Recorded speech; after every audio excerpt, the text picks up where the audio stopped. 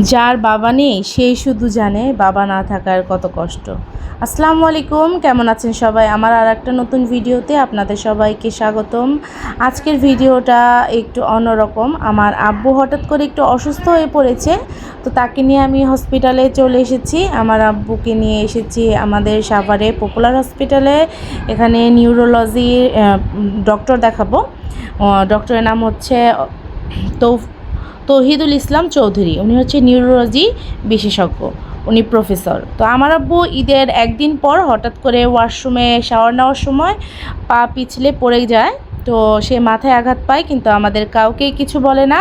তো না বলার কারণেই সে ভিতরে রাখে আসলে কথাটা। তারপর একদিন হঠাৎ করেই, যেদিন তার অফিসে প্রচণ্ড পেন হচ্ছিল, আমাকে ফোন করে বলে যে আমার তো এরকম ব্যথা হচ্ছে, তো আমি কি করব। তো আমি বললাম তাড়াতাড়ি তুমি চলে আসো, আমি এখনই ডক্টরের সিরিয়াল দিচ্ছি। তো যেহেতু আমাদের বাবা মা ছাড়া আর কেউই নেই দুনিয়াতে, তো আমি আর এক মুহূর্ত অপেক্ষা না করে সাথে সাথে আমি ডক্টরের সিরিয়াল দিয়ে আমি আমার আব্বুকে নিয়ে ডক্টরের কাছে চলে যাই। তো সেখানে যাওয়ার পর ডক্টর দেখার পর আমার আব্বুকে সিটি স্ক্যান দেয়। তো সিটি স্ক্যান করানোর জন্য আমি ওয়েট করছিলাম, আর বাইরে দেখছিলাম অনেক ধরনেরই পেশেন্ট ছিল এখানে। আসলে সুস্থতা আল্লাহর বড় একটা নিয়ামত।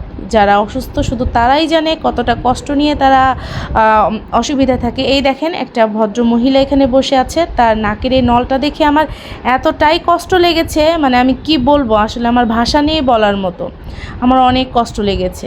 তারপরে হচ্ছে টেস্ট করানোর পর রিপোর্ট নেওয়া, এটা কিন্তু আর একটা বড় হ্যাসেল। কারণ হচ্ছে হসপিটালে আসলে কোনো সময় বাধা থাকে না। এখানে সিরিয়ালের পর সিরিয়াল ধরে সব কিছু করতে হয়। ডক্টর দেখানো থেকে শুরু করে রিপোর্ট তোলা সব কিছুই কিন্তু সিরিয়াল মেনটেন করতে হয়।